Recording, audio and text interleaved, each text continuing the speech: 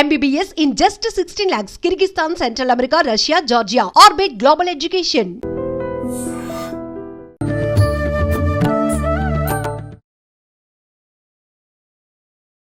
నమస్కారం, welcome to I dream. ధర్మ మార్గం విత్ విజిత కార్యక్రమానికి స్వాగతం. ప్రస్తుతం మనతో పాటు ఉన్నారు లలితా సహస్రనామ గ్రంథ రచయిత, ఎన్నో పుస్తకాలు కూడా రాశారు. వారే పసుమర్తి వెంకట దుర్గా సుబ్రహ్మణ్యం గారు. ఇప్పుడు వారితో మాట్లాడి మరిన్ని విషయాలు లలితా సహస్రనామాల గురించి అడిగి తెలుసుకుందాం. నమస్కారం అండి. క్రిందటిసారి మనం ఒక 2-3 వీడియోస్లో మాట్లాడుకోవడం జరిగింది లలితా సహస్రనామాల గురించి, ఆవిర్భావం ఎలా జరిగింది, ఏంటి, పరివార దేవతల గురించి కానివ్వండి, ఆవరణల గురించి కానివ్వండి. ఇంకా ఏదైనా మనం తెలుసుకోవాల్సింది ఉంటే దాని గురించి వివరించండి. అసలు లలితా సహస్రనామ స్తోత్రం గురించి క్రిందటిసారి నా గురించి ఇంట్రొడక్షన్, దీని గురించి ఓవరాల్గా చెప్పుకున్నాను తప్ప అసలు లలితా సహస్రనామ స్తోత్రం ఏమిటి, దీని తాలూకు ఏమిటి అనేది మనం అసలు చెప్పుకోలేదు అసలు. ఇప్పుడు మనం ఏంటంటే లలితా సహస్రనామ స్తోత్రం ఏమిటి, ఎక్కడ, ఎలా ఆవిర్భవించింది, దీని గురించి మనం కొంచెం టూకీగా చెప్పుకుందాం. అలాగే. లలితా సహస్రనామ స్తోత్రం పరమేశ్వరి బ్రహ్మాండ స్వరూపిణి కనుక ఈవిడ్ని వ్యాసుల వారు బ్రహ్మాండ పురాణంలో చెప్పారు. అందుకే బ్రహ్మాండ పురాణంలో ఉత్తరఖండంలో లలితోపాఖ్యానంలో 3 అధ్యాయాలుగా అమ్మవారి గురించి చెప్పడం జరిగింది. 3 అధ్యాయాలు. ఒక్కొక్క అధ్యాయంలో అంటే అమ్మవారి వర్ణనే ఉంటుందా, ఏముంటుందండి? అదే చెప్తా. అంటే 3 అధ్యాయాలు ఏంటంటే, ఒకటి ఏంటంటే లలితా సహస్రనామ స్తోత్రం ఆవిర్భవించిన విధానం. దాని తర్వాత ఆర్యం తెలుసుకోవాలి కదా. అవును. రెండోది ఏంటంటే అమ్మవారి యొక్క నామాల గురించి స్తోత్రం. మూడో అధ్యాయం ఏంటంటే ఈ స్తోత్రం చేయడం వల్ల ఫలశ్రుతి, దానివల్ల అంటే ఎటువంటి ఫలితాలు. ఇది 3 భాగాలు. ఇక్కడ ఏంటంటే హయగ్రీవుల వారు, అగస్త్యుల వారు గురు శిష్యుడు. హయగ్రీవుల వారు గురువు, అగస్త్యుల వారు శిష్యుడు. ఇంకో మాట చెప్పాలంటే అమ్మవారి గురించి దత్తాత్రేయ స్వామి వారు చెప్పారు, దత్తాత్రేయుల వారు చెప్పారు, హయగ్రీవుల వారు చెప్పారు. దత్తాత్రేయుల వారు త్రిపుర రహస్యంలో అమ్మవారి గురించి చెప్పారు. ఆ చెప్పింది ఎవరికి చెప్పారంటే పరశురాముడికి చెప్పారు. అది త్రిపుర రహస్యం. ఓకే. ఇక్కడ హయగ్రీవుల వారు అగస్త్యుల వారికి అమ్మవారి గురించి, ఇక్కడ కూడా అమ్మవారి గురించే చెప్పారు. అక్కడ అమ్మవారి, ఇక్కడ అమ్మవారి. చెప్పిన వాళ్ళు ఎవరు? సాక్షాత్తు విష్ణు స్వరూపం, విష్ణు అంశ. దత్తాత్రేయ స్వామి వారిలో కూడా విష్ణు అంశ ఉంది. ఈయన సాక్షాత్తు విష్ణుమూర్తి యొక్క అవతారమే. కానీ చెప్పింది అమ్మవారి గురించి. ఇంతకుముందు ఒకసారి మీరు అడిగారు, బ్రహ్మ విష్ణు మహేశ్వరుల సృష్టి స్థితి లయలకు కారకులు కదా అన్నారు. ఇంతకుముందు ఒకసారి అడిగారు నన్ను. అడిగినప్పుడు ఏం చెప్పానంటే వారికన్నా ముందు ఆది పరాశక్తే అని చెప్పి అప్పుడు నేను చెప్పడం జరిగింది. ఇప్పుడు అందుచేతనే ఇక్కడ వీరు అమ్మవారి గురించి అక్కడ దత్తాత్రేయ స్వామి, తర్వాత ఇక్కడ హయగ్రీవుల వారు. ఇప్పుడు ప్రస్తుతం మనం చెప్పుకునేది ఏంటంటే హయగ్రీవుల వారు. అసలు హయగ్రీవుడు ఎవరు? ఈయన శ్రీ మహావిష్ణువు యొక్క అవతారాల్లో ఒక అవతారం. అశ్వారణ మహాబుద్ధి అని అగస్త్యుల వారు సంబోధించారు. ఎవరిని? అశ్వారణ మహాబుద్ధి అని అగస్త్యుల వారు హయగ్రీవుల వారిని సంబోధించారు. అశ్వానన అంటే అశ్వము యొక్క శిరస్సు కలిగిన ఓ మహాత్మ, పరమాత్మ. అశ్వానన మహాబుద్ధి అంటే ఆయన శిరస్సు అశ్వంలా ఒక అశ్వం యొక్క శిరస్సు, గుర్రం గుర్రం యొక్క తల. తల. ఇది ఏమిటి చరిత్ర అంటే దీనికి ఓ చిన్న కథ ఉంది. హయగ్రీవుడు అనే ఒక రాక్షసుడు ఉండేవాడు. ఉమ్, వాడికి శిరస్సు, గుర్రపు శిరస్సు, తర్వాత శరీరం మానవ శరీరంలాగే ఉంటుంది. అంటే సేమ్ హయగ్రీవ స్వామి వారి ముందు రూపం నేను ఎలా ఉంటుందో రాక్షసుడు అలాగే చెప్తాను. రాక్షసుడు రాక్షసుడు కూడా. ఇక్కడ ఆ రాక్షసుడేమో మునుల్ని, స్త్రీలను, తర్వాత దేవతలను ఉమ్, హింసించడం ప్రారంభించాడు. వాడి నుండి రక్షణ కోసం అని చెప్పి దేవతలందరూ కూడా బ్రహ్మ దగ్గరికి వెళ్ళి ఉమ్, కోరారు. ఆహా, అప్పుడు ఏం జరిగిందంటే బ్రహ్మ సాక్షాత్తు శ్రీ మహావిష్ణువు వద్దకే వెళ్ళమని చెప్పి అన్నారు. ఇది అలా ఉంటే శ్రీ మహావిష్ణువు దగ్గరికి వెళ్తే నేను ఇంకొక అవతారంలో వస్తాను, ఉమ్, వాడికి సావు ఎలా ఎలా ఉంటుందంటే వాడిలాంటి ఆకారం ఉన్న వాడి చేతనే హయగ్రీవుడు అనే రాక్షసుడికి అదే ఆకారంలో అదే శిరస్సు ఉండి ఉమ్, ఉన్న వారి చేతనే సంహరింపబడతాడు అని వాడికి ఒక వరం ఉంది. ఉమ్, ఆ వర గర్వం చేత వాడు చెలరేగిపోతున్నాడు కనుక ఇక్కడ శ్రీ మహావిష్ణువు కూడా అదే అవతారంతో రావాలని నిర్ణయించుకున్నారు శ్రీ మహావిష్ణువు. ఆహా, ఇదిలా ఉండగా దీనికి ఇంకొక చిన్న కథ కూడా ఏం చెప్పారంటే శ్రీ మహావిష్ణువు బాగా యుద్ధం చేసి అలిసిపోయాడు. ఆ యుద్ధంలోనే అక్కడ యుద్ధభూమిలోనే ఎక్కుపెట్టిన విల్లు అలాగే తల కింద పెట్టుకుని ఉమ్, పడుకున్నాడు. పడుకుంటే దేవతలందరూ బ్రహ్మ వీరందరూ కూడా శ్రీ మహావిష్ణువు వద్దకు వచ్చి తమ యొక్క బాధ చెప్పుకోవాలని అనుకున్నారు. అనుకుంటే శ్రీ మహావిష్ణువు పడుకున్నాడు కనుక ఆయన్ని నిద్ర నుండి మేల్కొల్పడం మంచిది కాదు అని చెప్పి ఆలోచించారు. ఉమ్, ఎలా మేల్కొల్పాలని ఆలోచిస్తే అప్పుడు బ్రహ్మ ఒక పేడ పురుగుని సృష్టించి ఆ పేడ పురుగుని ఆ వింటి యొక్క నారి కోరికేలాగా ఉమ్, ఆయనకి నిద్రాభంగం అయ్యేలాగా చేద్దామని చెప్పి పేడ పురుగుని పంపించాడు. ఎప్పుడైతే ఆ పేడ పురుగు వచ్చి ఆ వింటి నారి కొరికిందో అది ఏమైందంటే ఆ వింటి నారి తెగి ఒక్కసారి పెద్ద బ్రహ్మాండంలో భరించలేని శబ్దం వచ్చి ఉమ్, ఆ బాణం ఒక్కసారి శ్రీ మహావిష్ణువు యొక్క శిరస్సుని తుంచేసింది.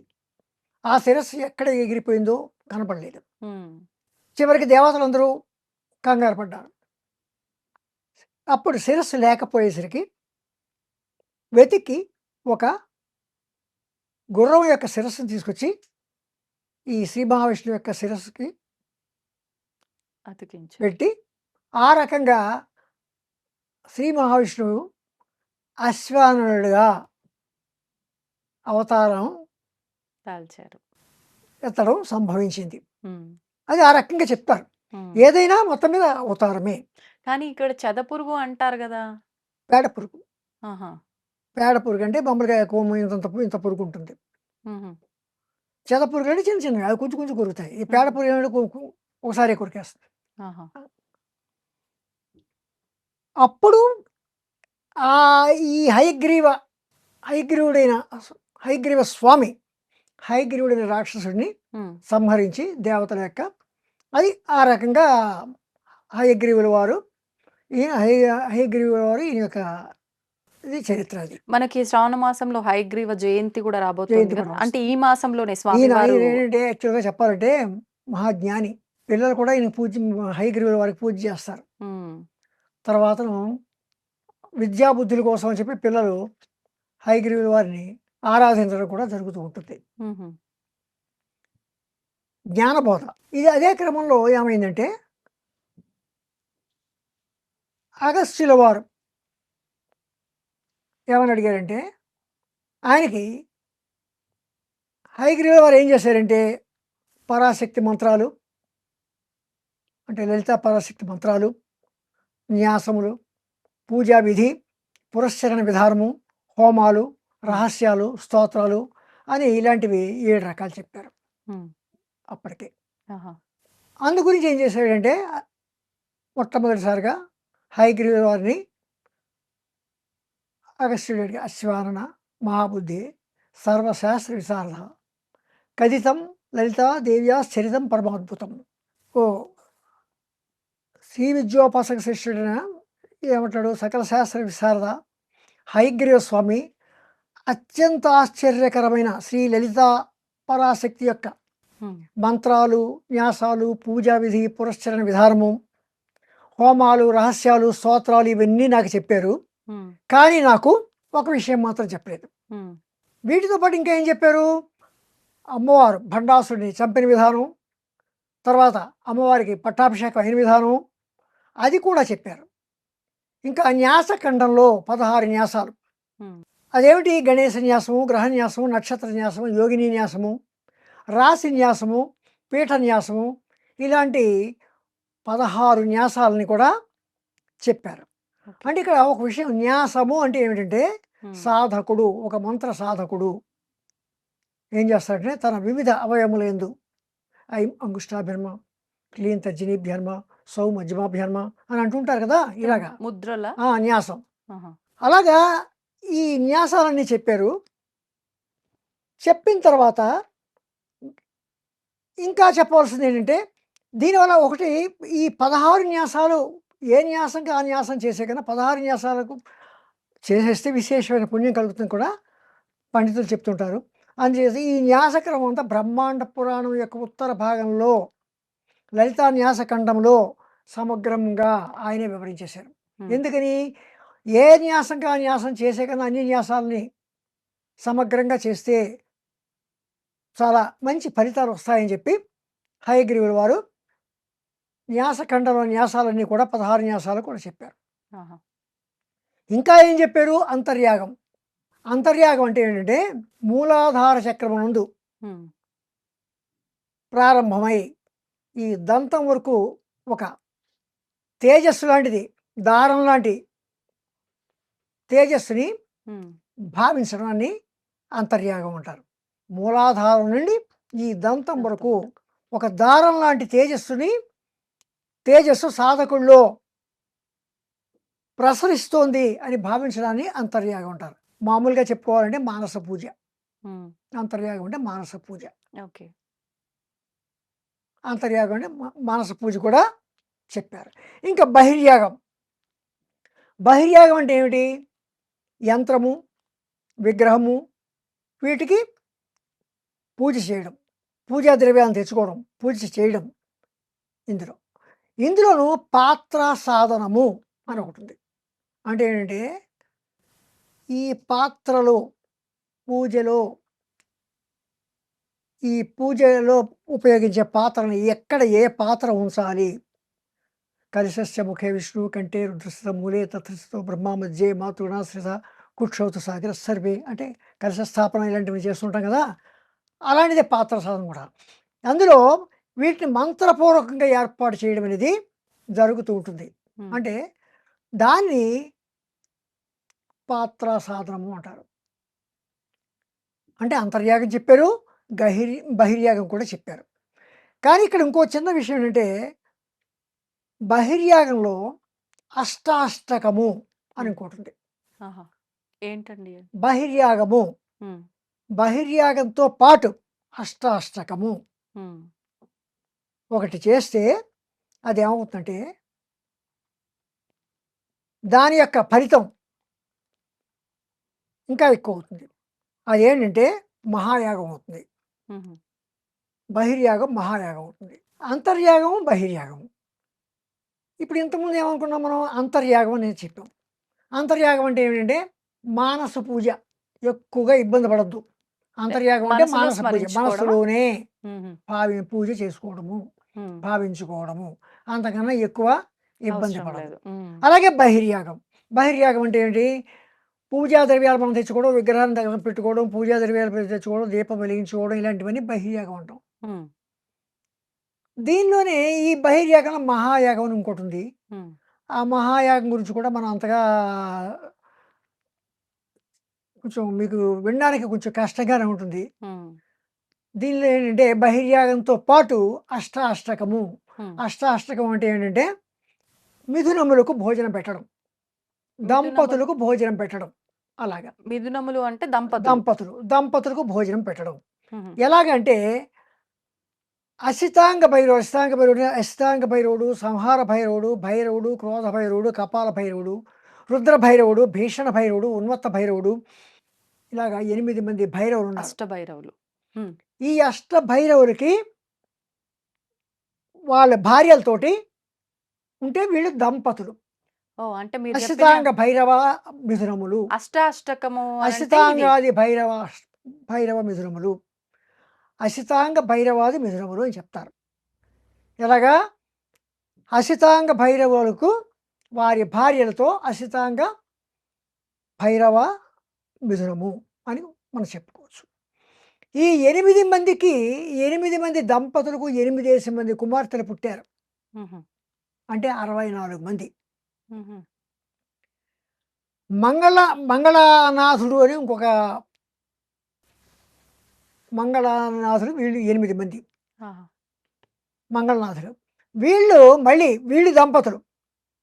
ఈ మంగళనాథుడు 8 మందికి 8 మంది దంపతులు. ఉమ్, ఈ 8 మందికి 8 మంది మగపిల్లలు పుట్టారు. ఉహు. అంటే 8 మంది అక్కడ ఒక్కొక్కడికి. 64 మంది ఆడవాళ్ళు, అక్కడ ఇక్కడ 64 64 మంది మగవాళ్ళు. అసితాంగాది భైరవ మిథునములకు 8 మంది ఆడపిల్లలు పుడితే, ఇక్కడ మంగళనాథాది మిథునములకు 8 మంది మగ పిల్లలు పుట్టారు. అక్కడ 64 మంది, ఇక్కడ 64 మంది.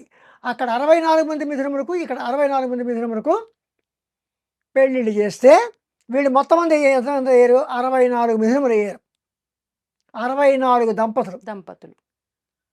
అక్కడ 64 మంది ఆడపిల్లలు, ఇక్కడ 64 మంది మగ పిల్లలు. వీరికి పెళ్ళిళ్ళు చేస్తే ఉమ్, 64 జంటలు. 64 జంటలు ఏర్పడ్డారు. ఉమ్, వీళ్ళని మనం చతుషష్టి కోటి యోగినులు. ఉహు, మనం ఉహు. లలితా సహస్రనామంలో చతుషష్టి కోటి యోగినులు అంటాం. యోగిని దేవతలు అని యోగిని అంటాం. దేవతలు. ఓకే. ఈ మిథునాలనే శివశక్తి స్వరూపములు. ఉమ్, ఈ చతుషష్టి కోటి యోగిని దేవతలని, వీళ్ళని చతుషష్టి కోటి యోగిని దేవతలు అంటారు. ఉమ్, వీరే శివశక్తి స్వరూపాలు. వీళ్ళకి భోజనం పెడితే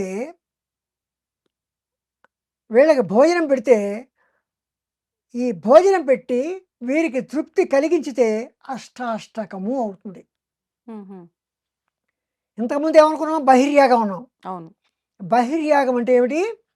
మామూలుగా విగ్రహాన్ని పూజ చేసుకోవడం, విగ్రహంలో తర్వాత లేదా ఒక యంత్రానికి పూజ చేసుకోవడానికి ఏమేమో తెచ్చుకున్నాం, అక్కడ పువ్వులు అన్నీ తెచ్చుకుని పూజ చేసుకుంటాం. అంటే మనం ఉపచారాలతో ఆ. చేసే పూజా విధానం. దాంతోపాటు అష్టాష్టకము అంటే ఏమిటంటే అసితాంగ భైరవాది మిథునములకు, ఉమ్, అంటే అసితాంగ భైరవులు 8 మంది ఉంటే ఆ 8 మంది దంపతులు, వారి భార్యలతో 8 మంది దంపతులు ఉన్నారు. అంటే ఈ 108 మంది ఆ యోగిని 8 దేవతలు. మందే 8 వాళ్ళకి 8 మంది ఆడపిల్లలు పుట్టిన 8 మంది 64 మంది ఆడపిల్లలు. అంటే ఈ మిథునములకు ఈ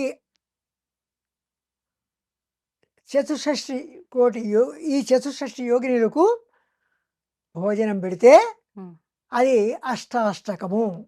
ఓకే. అంటే ఎటువంటి భోజనం అంటున్నారు? ఎటువంటి నైవేద్యం నివేదన మామూలుగా చేయడమే భోజనమే. భోజనము అంటే? ఆ, వాళ్ళకి భోజనం పెడుతున్నాం. దంపతులను పిలిచాము, మన ఇంట్లో కూర, పప్పు, చారు అన్నీ చేసాము, భోజనం పెట్టాము.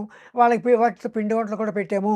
ఉమ్, అలాగా అసితాంగాది భైరవులకు పుట్టిన 8 మంది పిల్లలు, ఆ 8 64 మంది మిథునములకు, ఈ 64 మంది మిథునములకు భోజనం పెడితే వారికి తృప్తి కలిగితే ఉమ్, అది అష్టాష్టకము అనబడుతుంది. ఓకే. అటువంటి అష్టాష్టకాన్ని ఈ బహిర్యాగంతో అష్టాష్టకాలు జరిపితే మహాయాగము అని చెప్పబడుతుంది. అది కూడా నాకు చెప్పావు స్వామి. పూజాఖండంలో ఉన్న ఉమ్, మహాయాగ క్రమం కూడా నాకంతా చెప్పావు. పురశ్చరణ ఖండేతు జపలక్షణమీరితం. జపలక్షణము, జపము చేసేవారికి పురశ్చరణ ఖండము అనేది ఒకటి ఉంది. ఉమ్, అది ఏమిటంటే జపము, హోమము, తర్పణము, అభిషేకము, తర్వాత భోజనము, సమారాధనము, ఇవి 5 ఉంటాయి. ఉమ్, ఈ 5 అంటే ఏంటి?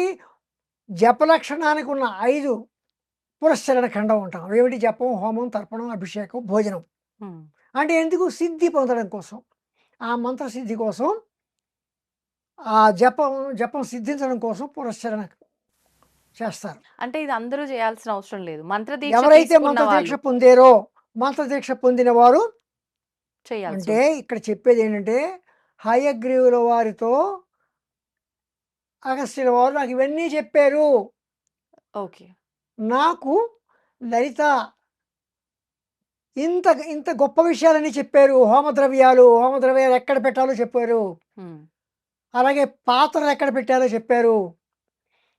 పురశ్చరణ ఖండం అంటే ఏంటి? జపలక్షణానికి సంబంధించిన పురశ్చరణ ఖండం అంటే ఏంటో చెప్పారు. ఉమ్, అంతర్యాగం చెప్పారు, బహిర్యాగం చెప్పారు. ఉమ్, బహిర్యాగంలో అష్టాష్టం కలిపితే మహాయాగం చేసే విధానం కూడా ఇవన్నీ పూజాఖండంలో ఉన్నాయి. ఉమ్, ఇవన్నీ చెప్పారు. కానీ అమ్మవారి గురించి నాకు చెప్పలేదు. ఉమ్, లలితా సహస్రనామాల గురించి నాకు చెప్పలేదు. ఉమ్, ఇంకా ఏం చెప్పారు? ఆ, రాజశ్యామల ఉమ్, శ్యామల యొక్క సహస్రనామాల గురించి కూడా చెప్పారు. ఉమ్, తర్వాత వారాహి సహస్రనామాల గురించి కూడా చెప్పారు. ఓకే. ఇన్ని చెప్పిన వారు లలితా సహస్రనామాల గురించి నాకు ఎందుకు చెప్పలేదు? ఆ. ఇక్కడ లలితా సహస్రనామాల యొక్క గొప్పదనాన్ని చెప్పడం కోసం ఇవన్నీ చెప్పవలసి వచ్చింది. మీరు ఎంతసేపు విన్నది మీకు కొంచెం ఇవన్నీ ఎందుకు చెప్తున్నాడు అని అనిపించవచ్చు. ఉమ్, కానీ అక్కడ ఇన్ని రకాలు చెప్పిన తర్వాత అంతర్యాగం, బహిర్యాగం, మహాయాగం, ఉమ్, తర్వాత పురశ్చరణ ఖండము, తర్వాత ఈ ఉమ్, జపలక్షణము, ఇవన్నీ చెప్పారు. వీటి కన్నా గొప్పది లలితా సహస్రనామములు అని దాని తాలూకు లలితా సహస్రనామాల యొక్క గొప్పదనం చెప్పడం కోసం ఉమ్, ఇది వ్యాసుల వారు బ్రహ్మాండ పురాణంలో హయగ్రీవుల వారికి అగస్త్యుల వారికి జరిగిన సంభాషణ రకంగా చెప్పుకుంటూ వచ్చారన్నమాట. అంటే ఇప్పుడు మీరు చెప్పిన విధానాలన్నీ ఆచరించాలి, ఆచరిస్తే హోమం మహాయాగం చేసిన ఫలితము. కానీ ఇవన్నీ చేయకపోయినా లలితా సహస్రనామ అవన్నీ పారాయణం వదిలేయండి, చేస్తే అవన్నీ సమానం. వదిలేయండి. అంత గొప్పవి అవి. ఉమ్, అంటే ఏంటి? అంత ఇన్ని విషయాలు చెప్పారు కానీ లలితా సహస్రనామాల గురించి నాకు ఎందుకు చెప్పలేదు అని అర్థం. ఉమ్, అంటే ఏంటి? ఇక్కడ లలితా సహస్రనామాలు వీటన్నిటికన్నా గొప్పవి, ఉమ్, ఓకే. వీటన్నిటికన్నా విశిష్టత కలిగి ఉన్నాయి ఉమ్, అని చెప్పడం కోసం ఇవన్నీ చెప్పారు. ఆహా, అంతేగాని అవి చెయ్యాలి, అవి చెయ్యకపోతే ఏమిటి అది కాదు. ఓకే. అంటే ఏంటి?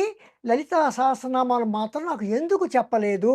ఉమ్, అంతర్యాగం, బహిర్యాగం, తర్వాత జపలక్షణం యొక్క పురశ్చరణ ఖండము, ఉమ్, ఇవన్నీ చెప్పారు. కానీ నాకు ఈ లలితా సహస్రనామాల గురించి ఎందుకు చెప్పలేదు ఉమ్, అని హయగ్రీవుల వారిని ఉమ్, అగస్త్యుల వారు అడిగారు. ఓకే. అంటే ఇవన్నీ చెప్పడం ఎందుకంటే ఇన్ని విషయాలు చెప్పారు కానీ లలితా సహస్రనామాల గురించి ఎందుకు చెప్పలేదు ఉమ్, ఉమ్, ఉమ్, అంటే లలితా సహస్రనామాల యొక్క విశేషాన్ని, విశిష్టతను చెప్పడం కోసం ఇవన్నీ చెప్పాను అనమాట. ఓకే. అయితే దీనికి అప్పుడు హయగ్రీవుల వారు ఏమన్నారంటే, నువ్వు బాగానే ఉంది, ఉమ్, నువ్వు అడిగావు, ఉమ్, నేను చెప్తాను. ఇప్పుడు నువ్వు అడిగావు కనుక నేను చెప్తున్నాను నేను ఉమ్, లలితా సహస్రనామాల గురించి. కానీ చెప్పేటప్పుడు మాత్రం నువ్వు ఒక్క ఒక్క విషయం మాత్రం అడుగు, ఉమ్, బాగా జ్ఞాపకం ఉంచుకో. నీకు అర్హత ఉంది, నీకు యోగ్యత ఉంది. ఏం చదవను? నాకు యోగ్యత లేదా అని కూడా అడిగాడు, ఆహా.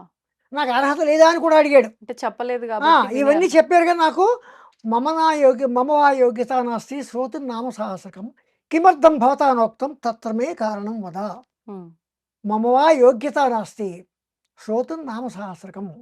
ఈ సహస్రనామాలు, లలితా సహస్రనామాలు వినడానికి నాకు యోగ్యత లేదా? కిమర్థం భవతానోక్తం తత్రమే కారణం వద. ఉమ్, అంటే ఎందుచేత నాకు చెప్పలేదు? తత్రమే కారణం వద, నాకు ఆ విషయం నాకు చెప్పండి ఉమ్, అని అడిగారు. ఇంతంత గొప్ప విషయాలని చెప్పారు కదా, నాకు ఎందుకు చెప్పలేదు ఉమ్, అని హయగ్రీవుల వారిని అగస్త్యుల వారు అడిగారు. ఓకే. అప్పుడు హయగ్రీవుల వారు అగస్త్యుల వారితో ఇలా అంటారు, లోపాముద్రాపతేగస్య సావధానమనాశ్రుడు నామ్నాం సహస్రం ఎన్నోక్తం కారణం తద్వదామితే. నీకెందుకు చెప్పలేదు అని చెప్తాను మీరు. ఉమ్, ఇంత ఇవన్నీ చెప్పిన వాడి నీకు ఇది ఎందుకు చెప్పలేదు అంటే వీటన్నిటికన్నా విశిష్టత ఉంది. ఆ. ఏమిటిది? లలితా సహస్రనామములు రహస్యాతి రహస్యమైనవి, అందుకే ఇంతవరకు నేను చెప్పలేదు. వీటి గురించి ప్రత్యేకించి చెప్పాలి. అవి చెప్పడం ఒక పద్ధతిలో చెప్పుకుని వచ్చేయచ్చు, కానీ లలితా సహస్రనామాలు చాలా రహస్యాతి రహస్యమైనవి, అందుకే నేను ఇంతవరకు నీకు చెప్పలేదు. నువ్వు నా భక్తుడవు, నువ్వు ఎంతో వినయంగా అడుగుతున్నావు కనుక నేను నీకు తప్పకుండా వీటి గురించి నేను చెప్తాను, విను. ఇక్కడ ఒక విషయం మనం చెప్పుకోవాలి. అగస్త్యుల వారు చాలా గొప్పవాడు. ఎంత గొప్పవాడంటే సముద్రాన్ని అవపోసలు పెట్టేశాడు. మీరు విన్నారు లేదు, సముద్రాన్ని ఆయన అవపోసం పెట్టేశాడు, ఇలా పట్టుకుని తాగేశాడు. ఎందుకు తాగాడు అని ఒక విషయం చెప్పుకోవాల్సి వస్తే, కాలకేయులైన రాక్షసులు, రాక్షసుల పని ఏంటి? మునుల్ని,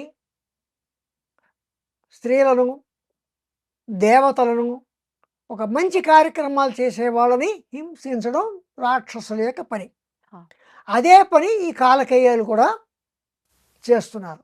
ఈ రాక్షసులు అలా చేస్తున్నారు. వీరి బాధ భరించలేక ఈ కాలకేయుల యొక్క బాధ భరించలేక ఈ దేవతలందరూ కూడా ఏం చేశారంటే విష్ణుమూర్తి దగ్గరికి వెళ్ళారు. విష్ణుమూర్తి దగ్గరికి వెళ్ళి, మా బాధని చెప్తున్నాను, మాకు ఇలా ఉంది, కాలకేయుల వల్ల మాకు ఇలాంటి ఇబ్బందులు కలుగుతున్నాయి అని చెప్పి విష్ణుమూర్తిని వారి యొక్క బాధను చెప్పుకున్నారు. అప్పుడు విష్ణుమూర్తి ఏం చెప్పాడంటే, వీళ్ళు కాలకేయులు రాత్రి మాత్రమే బయటకు వస్తారు, పగలంతా సముద్రంలోనే ఉంటారు, ఏదైనా చడి విన్నారా కూడా సముద్రంలోకి వెళ్ళిపోతారు, వాళ్ళని వాళ్ళు రక్షించుకోవాలంటే సముద్రంలోకి వెళ్ళిపోతారు. కనుక ఆ సముద్రాన్ని ముందు అక్కడి నుంచి ఖాళీ చేయాలి, ఆ నీరుని మొత్తం అంతా అక్కడి నుంచి తీసేయాలి, తీసేస్తే ఆ కాలకేయులు బయటపడతారు. అయితే సముద్రం అంటే చిన్న ఒక చెంబుతో తీసేస్తామా, లేదా ఒక బకెట్తో తీసేస్తామా? ఎలా తీసేస్తాము? అంత నీరు ఎలా తీయాలి? కనుక ఇందుకు సమర్థుడు ఒక్క అగస్త్యుడు మాత్రమే ఉన్నాడు. అంటే అగస్త్యుల వారి గురించి అప్పటికే తెలుసు. అగస్త్యుల వారు ఏదో ఉపాయంతో ఈ నీటిని మొత్తం అక్కడి నుంచి తీసేయగలడు. అంటే అగస్త్యుల వారు అలాగే చేస్తారని కాదు, ఆయన అలాగే అగస్త్యుల వారు ఏదో రకంగా ఆ నీటిని అక్కడి తీయడానికి ఏదో రకంగా ఉపాయం పన్నుతాడు అని మీరు అగస్త్యుల వారి దగ్గరికి వెళ్ళి మొరపెట్టుకోండి అని విష్ణుమూర్తి దేవతలందరినీ అక్కడికి పంపించాడు. దేవతలందరినీ పంపిస్తే అక్కడ దేవతలందరూ కూడా అగస్త్యుల వారికి మొరపెట్టుకుంటే అగస్త్యుల వారు ఏం చేశారంటే దోషుల్లో మొత్తం సముద్రాన్ని అంతా తీసుకుని తాగేశాడు. అప్పుడు కాలకేయులు బయటపడ్డారు. విష్ణుమూర్తి వారిని సంహరించాడు. ఆ రకంగా కాలకేయ సంహారం జరిగింది. కానీ అక్కడ ఇంకో చిన్న ప్రాబ్లం వచ్చింది, ఒక సమస్య. ఏమిటా సమస్య అంటే మళ్ళీ నీరు లేదు. జలచరాలకి విపరీతమైన ఇబ్బంది కలుగుతోంది. సముద్రం ఇంకిపోతే బావులు ఇంకిపోతాయి, బావుల్లో నీరు ఉండదు, చెరువులో నీరు ఉండదు, నదుల్లో నీరు ఉండదు. కనుక ఇప్పుడు మళ్ళీ సముద్రంలోకి ఆ నీరంతా వచ్చేయాలి. అంటే ఎవరు? మళ్ళీ అగస్త్యుల వారే నీరంతా తాగేసి నీరంతా వదిలేయాలి. అప్పుడు ఆయన ఏం చేశారంటే మళ్ళీ దేవతల యొక్క అభ్యర్థన మేరకు ఆ నీటిని అంతటిని తన మూత్రద్వారం ద్వారా వదిలేశారు. అవునా? మూత్రద్వారం ద్వారా వదిలేశారు. అందుకే అంటారు సముద్ర నీరు ఉప్పగా ఉంది అని ఒక మాట అంటూ ఉంటారు. అది కూడా ఒక కారణం కావచ్చు సముద్ర నీరు ఉప్పగా ఉండడానికి. అంతటి గొప్పవాడు అగస్త్య మహర్షి. అగస్త్యుడు అంతటి దీని గొప్పవాడు. గురించి ఎక్కడుంది వివరణ? ఆ? ఇప్పుడు మీరు చెప్పిన ఈ స్టోరీకి సంబంధించిన వివరణ ఏ పురాణంలో ఉంది. ఉంది? ఇందులో లేదు, బ్రహ్మాండ పురాణంలో చెప్పకపోయి ఉండొచ్చు. హ్మ్. అగస్త్యుడి యొక్క గొప్పతనం చెప్పిన చోట ఉంది. ఓకే. హ్మ్. అలాగే ఇంకొక గొప్పతనం కూడా అగస్త్యుడు వారు ఇంకొక ఎంతటి వాడంటే ఈ అక్కడ వాతాపి ఇల్వలుడు అని ఇద్దరు రాక్షసులు ఉన్నారు. హుహు. వారందరూ ఏం చేసేవారంటే మునుల్ని వాళ్ళ ఇంటికి భోజనానికి ఆహ్వానించేవారు. మా ఇంటికి భోజనానికి రండి అని హ్మ్. మునుల్ని పిలిచేవారు. హ్మ్. వీళ్ళు అక్కడ కూర్చునేవారు. వాళ్ళ వాళ్ళ ఒక చిన్న వాళ్ళ ఇంట్లో కూర్చునేవారు. హ్మ్. ముని ఆ దారిటి వెళ్ళేతోటి మునిని పిలిచేవారు, భోజనం పెడతామని వచ్చేవారు. అప్పుడు ఇల్వలుడు ఏం చేసేవాడంటే వాతాపిని, అంటే తన తమ్ముడు వాతాపి అని, అంటే ఇద్దరు రాక్షసులు, వాతాపిని మేకగా చేసి హ్మ్. చంపేసి కూర వండి మునులకి భోజనం పెట్టేవారు. హుహు. కానీ మునులు మాంసాహారం తినేవారా? ఆ రోజుల్లో తినేవారు. ఓకే. హుహు. మరి ఆ రోజుల్లో అంటే ఇప్పుడు చెప్తా అక్కడికి కూడా హ్మ్. వస్తా. హ్మ్. ఆ వాతాపి మేక స్వరూపంలో ఉన్న వాతాపి కూరగా హ్మ్. ఈ మునులకు ఉదరంలోకి వెళ్ళిపోయాడు కదా. మునులు తినేసేవారు, తినేసి వాళ్ళు విశ్రాంతి తీసుకునేవారు అక్కడే. హ్మ్. విశ్రాంతి తీసుకుంటే ఇల్వలుడు ఏమన్నాడు, ఒరే వాతాపి రారా భోజనం చేద్దాం రా అని పిలిచేవాడు. హ్మ్. ఈ మునులకు కడుపులో ఉన్న వాతాపి తిరిగి బతికి బయటకు వచ్చేసి ఆ ముని పొట్ట తీసుకుని వచ్చేస్తే ముని చచ్చిపోతే వీళ్ళిద్దరు కలిసి ఆ మునిని ఆరగించేసేవారు. ఓహ్! ఇలా జరుగుతుంది. అంటే ముని యొక్క మునుల్ని ఈ రకంగా చంపేస్తున్నారు. చంపుతూ ఉంటే అప్పుడు మళ్ళీ వీళ్ళు మునులందరూ ఏం చేశారంటే అగస్త్యుల వారిని మళ్ళీ మొరపెట్టుకున్నారు. ఈసారి అగస్త్యుల వారి యొక్క వంతు వచ్చింది. ఆయన ఆ పని నేనే పెట్టుకుంటాను అని చెప్పి అగస్త్యుల వారు ఏం చేశారంటే ఇల్వలుడు వాతాపి ఉన్న వాళ్ళ ఇంటి ముందు నుంచి అగస్త్యుల వారు వస్తే మామూలుగానే అగస్త్యుల వారిని కూడా ఈ వాతాపి ఇల్వలుడు వాళ్ళ ఇంటికి భోజనానికి పిలిచారు. హ్మ్. ఎప్పట్లాగే వాతాపి మేకగా తయారయ్యాడు. ఇల్వలుడు ఆ మేకను చంపేశాడు. హ్మ్. అగస్త్యుల వారికి భోజనం పెట్టాడు. అగస్త్యుల వారు శుభ్రంగా తినేసాడు, హ్మ్. తేండి చేసాడు కూడా. ఇప్పుడు ఇల్వలుడు ఏం చేస్తున్నాడు, వాతాపి రారా వాతాపి రారా అంటున్నాడు. రావట్లేదు వాతాపి. హ్మ్. ఇంతకీ రావట్లేదు, అంతకీ రావట్లేదు. వీడిలోనూ దుఃఖం పెరిగిపోయింది. ఒరే వాతాపి రారా వాతాపి అని ఏడుస్తున్నట్టుగా పిలుస్తున్నాడు. హ్మ్. అక్కడ అగస్త్యుల వారు ఏం చేస్తున్నారంటే ముసి ముసి నవ్వులు నవ్వుతున్నాడు. వాడు ఏడుస్తున్న కొద్దీ ఆయన నవ్వులు పెరిగా ఒక్కసారి బిగ్గరగా నవ్వాడు. ఎవరు, అగస్త్యుల వారు. స్వామి, మా తమ్ముడు ఏడి, మా తమ్ముడు ఎక్కడున్నాడు అని అడుగుతాడు. హ్మ్. అప్పుడు అగస్త్యుల వారు అంటారు, మీ వాతాపి నా కడుపులోను ఎప్పుడో జీర్ణం అయిపోయాడు, హుహుహు. ఇంకా రాడు వాడు అన్నాడు. హ్మ్. అప్పుడు ఇల్వలుడు అగస్త్యుల వారి కాళ్ళ మీద పడి క్షమించండి, ఇంకా ఎప్పుడు మేము ఎవరిని కూడా మునులు ఎప్పుడు ఇబ్బంది పెట్టము అని చెప్పారు. అప్పుడు అగస్త్యుల వారు వాతాపిని బతికించి వాళ్ళిద్దరిని క్షమించి వదిలేశారు. అప్పటి నుండే అనుకోవచ్చు మనం, హ్మ్. ఈ మునులు మొత్తం ఈ పూజాది కార్యక్రమాలు చేసుకునేవారు, జపాలు చేసుకునేవారు, మొత్తం మీద వీరందరూ కూడా, అంటే ముఖ్యంగా బ్రాహ్మణులు అనుష్ఠానం చేసేవారు అందరూ కూడా మాంసాహారాన్ని మానేయడం గల కారణం ఒకటి అయి ఉండవచ్చు. ఓకే. అంతటి గొప్పవాడు అగస్త్యుడు. అంతటి గొప్పవాడు హయగ్రీవుల వారికి శిష్యుడు. కనుకనే అవన్నీ చెప్పాడు. అంతర్యాగం, బహిర్యాగం ఇవన్నీ చెప్పాడు. కానీ ఇది చెప్పకపోవడానికి ఎందుకు కారణము అని అడిగితే అప్పుడు ఏం చెప్తున్నారంటే, నేను చెప్తాను, ఇది చాలా రహస్యమైనది. ఎంత రహస్యమైనది అంటే, నా శఠాయ నా దుష్టాయ నా విశ్వాసాయ కరిహిచేది. శఠుడికి, దుష్టుడికి, మూర్ఖుడికి, నమ్మకం లేని వాడికి మాత్రం చెప్పకూడదు. హుహు. ఏమి చెప్పకూడదు, లలితా లలితా సహస్రనామం. సహస్రనామాలు చెప్పకూడదు. ఇవి రహస్యాతి రహస్యమైనవి. ఇంకా ఏమిటి, గురువు రుణం చెల్లించిన వాడు గురువు దగ్గర చదువుకుంటున్నాడు, కానీ అలాంటి వాడు కూడా, లేదా గురువు వద్ద అబద్ధాలు ఆడేవాడు, హ్మ్. తల్లిదండ్రులు సులభ భావంతో చూసేవాడు, వీళ్ళందరూ కూడా హ్మ్. అపాత్రులు. అటువంటి వారికి చెప్పకూడదు అని చెప్పి హయగ్రీవుల వారు కనుకనే లలితా సహస్రనామాలు నేర్చుకునేటప్పుడు వారిలో యోగ్యత ఉందా లేదా అని కూడా పరిశీలిస్తారు. ఆ రకంగా ఇవి లలితా సహస్రనామాలు రహస్యాతి రహస్యమైనవి అయి అంతటి రహస్యమైన లలితా సహస్రనామాలను జనబాహుళ్యంలోకి రావాలి. వీటి వల్ల ఈ లలితా సహస్రనామాలు పఠించడం వల్ల, స్తోత్రం చేయడం వల్ల, ఈ నామాల్ని స్తోత్రం చేయడం వల్ల అమ్మవారికి ఎంతో ఆనందం కలుగుతుంది. దానివల్ల భక్తులు ఎంతో వారి యొక్క కోరికలు తీరుతాయి. తర్వాత వారికి కైవల్యం ఏర్పడుతుంది. అందుకని అమ్మవారు ఏం చేస్తుందంటే ఈ యాగాలు, ఈ జపాలు వీటికన్నా అన్నిటికన్నా గొప్పవైన తన యొక్క నామాలను రాయమని చెప్పి తనలోని వసిని, కామేశ్వరి, మోదిని, విమల, అరుణ, జైని, సర్వేశ్వరి 8 మంది వాగ్దేవత, ఇంతకుముందు వాగ్దేవతల గురించి మనం చెప్పుకున్నాం. ఆ వాగ్దేవతలను పిలిచి ఈ లలితా సహస్రనామాలు రాయమంది. వీళ్ళు లలితా సహస్రనామాలు రాయడం కాదు, చెప్పారు. ఆ రోజుల్లో చెప్పడమే ఉంటుంది, ప్రత్యేకించి ఎక్కడో రాయడం అలాంటిది ఏమి ఉండదు.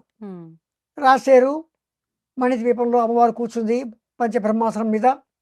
అప్పుడు బ్రహ్మ సరస్వతులు, లక్ష్మీనారాయణులు, గౌరీ రుద్రులు కోట్లాది రూపాల్లో వచ్చారు.